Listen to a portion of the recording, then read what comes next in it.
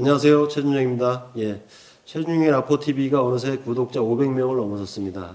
구독자 10만, 100만이 넘는다는 유튜브가 많이 있습니다만은, 그런 것과 상관없이 저는 500명이 구독하는 것만으로도 굉장히 영광스럽고, 기분 좋은 일이라고 생각합니다. 그런 의미에서 오늘 굉장히 의미 있는 날이라고 생각하는데요.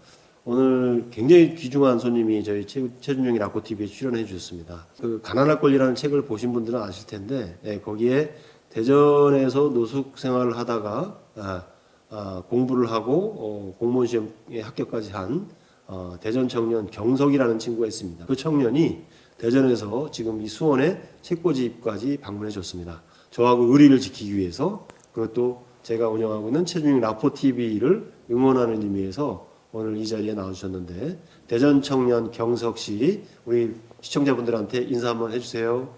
네, 안녕하세요. 네, 가난할 권리의 이제 경석이라는 사연으로 소개된 대전 청년이라고 할까요?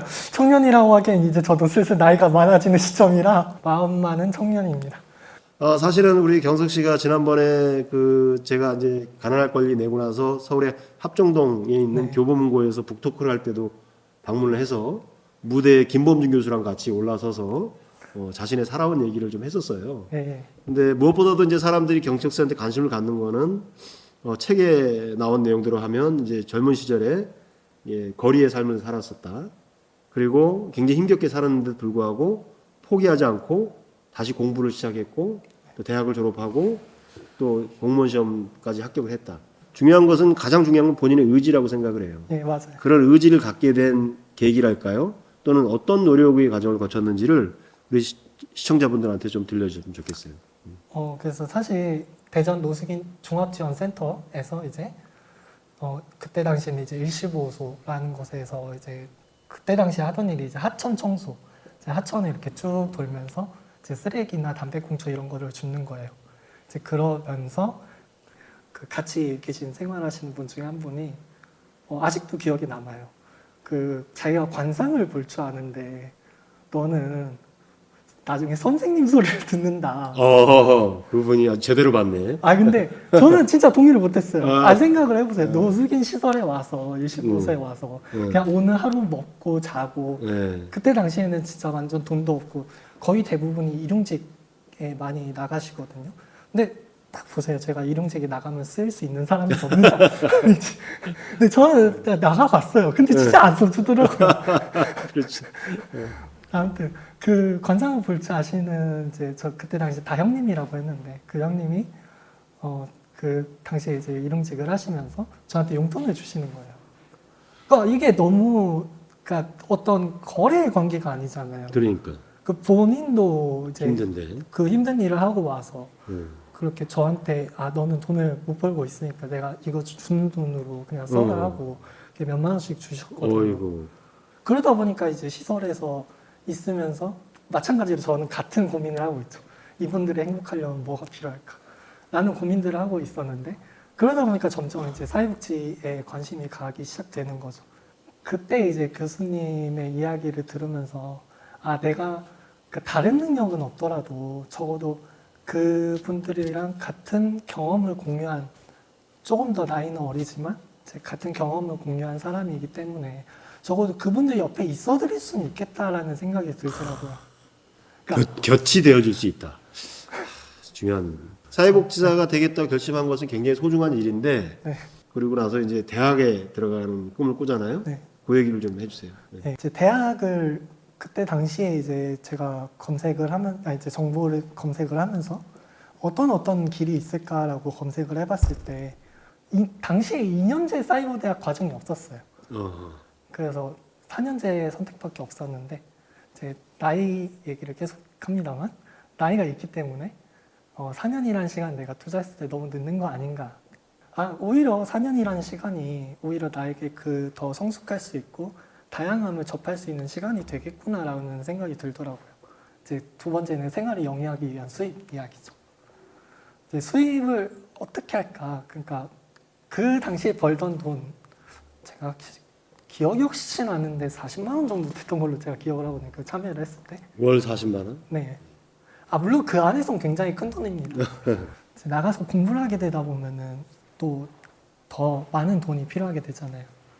그래서 그때 당시에 이제 그 제안을 받은 게 자활센터에서 일을 하지 않겠냐라는 제안을 받았거든요. 아무튼 좀 공부를 하기 편하게 공부를 병행할 수 있는 환경이 되는 일이 있었는데 그 일을 이제 우연히 제가 좀 어필을 했죠. 우연이라고 얘기하면 그쪽에서는 배려를 해준 거라고 네. 얘기를 하고. 자활센터의 배려를 통해서 제가 좀 더 공부를 할 시간이 확보를 하기가 좀 더 용이한 이제 다른 이제 사업단보다는 제 개인적인 이제 좀 그 업무 영역이 조금 명확한 이제 그런 이제 사업단에서 일을 하면서 이제 공부를 하게 된 거죠.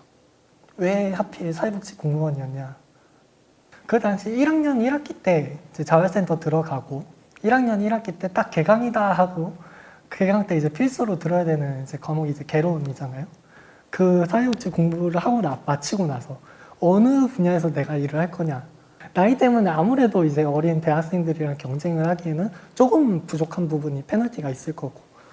그렇기 때문에 개론을 들으면서 너무 막막한 거예요. 내가 아무리 공부해도 어디서 사회복지사 명함 달고 일을 할 수 있을까라는 걱정이 막 되는 거예요. 그러면서 나머지를 다 듣고 나니까 그러면 형식적으로 내가 가장 공정하게 경쟁할 수 있는 건 공무원밖에 없네라는 생각이 드는 거예요. 그때 당시에는.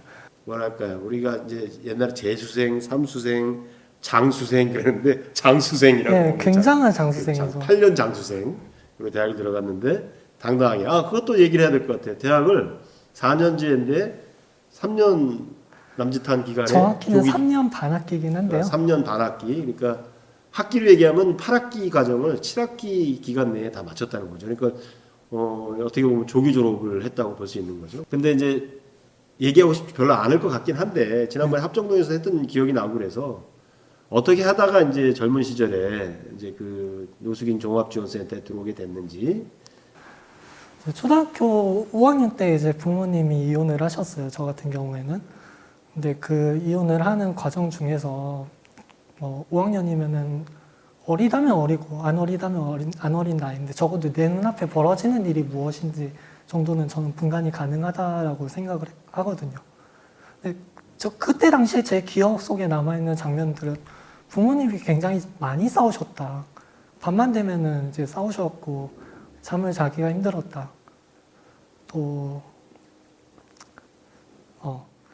그 부모님들끼리 싸우고 나서 그 원망이 항상 자녀들에게 향하는 그 모습이 저는 기억에 남거든요. 내가 너를 낳지 어머니 입장에서는 내가 너를 낳지 않았으면 결혼을 안 했을 텐데 내가 왜 결혼을 해서 이렇게 살고 있냐라는 원망을 저한테 하시는 거예요. 근데 이거는 제가 선택할 수 있는 부분은 아니었잖아요. 제가 그렇게 만든 것도 아니고. 그렇죠. 그렇게 선택한 게 아닌데 제 눈앞에서 벌어지고 있는 그 원망이 나한테 오니까 저는 그때 당시부터 나는 내가 왜 태어나 있는 거지? 나는 뭘 위해 태어나 있는 거지? 그 질문 아마 저는 5학년 때 처음 했던 것 같아요. 내가 왜 살아 있는 거지라는 질문을.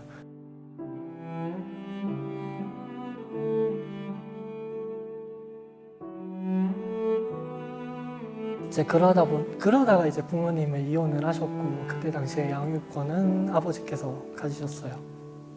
어느 학창 시절에 어느 날 제가 이제 아버지랑 같이 이제 살고 있었는데 아버지가 어느 날 집에 안 돌아오시는 거예요.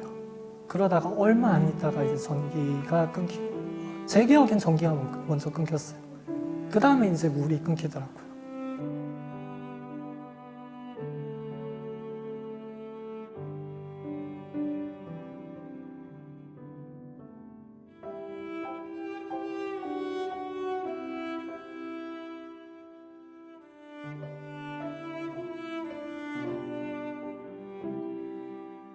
냉장고가 이제 안 돌아가니까 안에 있는 음식이 다 썩잖아요.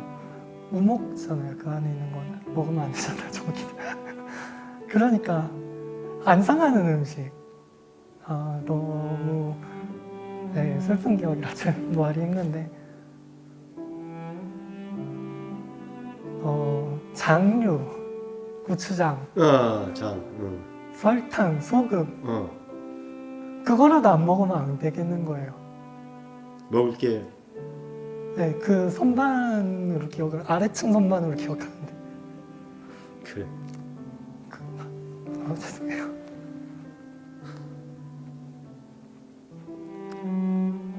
아버지가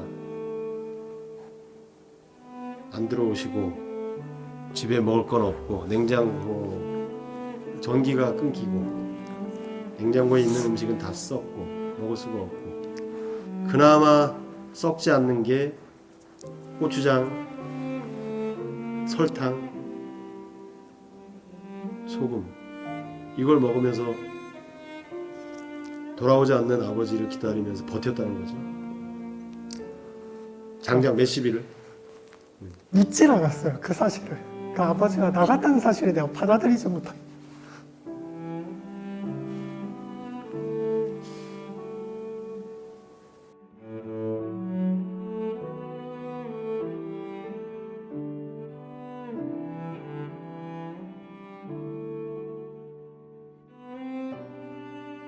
일어나면 배고프니까 일어나면 안 일어나는구나. 예. 어떻게든 다시 자고 어떻게든 다시 자고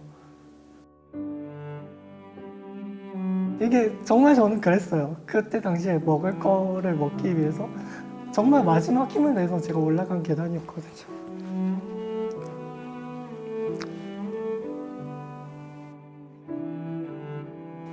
그것도 너무 속상한 것 같아요. 동생이 특히 에휴, 우리 경석 씨가 또 동생 얘기하니까 견디지 못하네요.